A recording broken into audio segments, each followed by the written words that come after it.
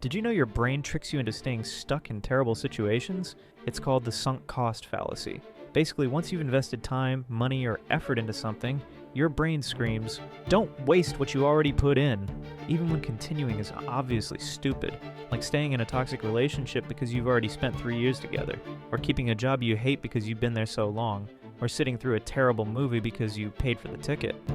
Your brain evolved this way because thousands of years ago, wasting resources could literally kill you, but now it just keeps you miserable. Businesses totally exploit this. They call it building your investment, or you've come so far. Loyalty programs work the same way, making you feel like switching brands wastes your points.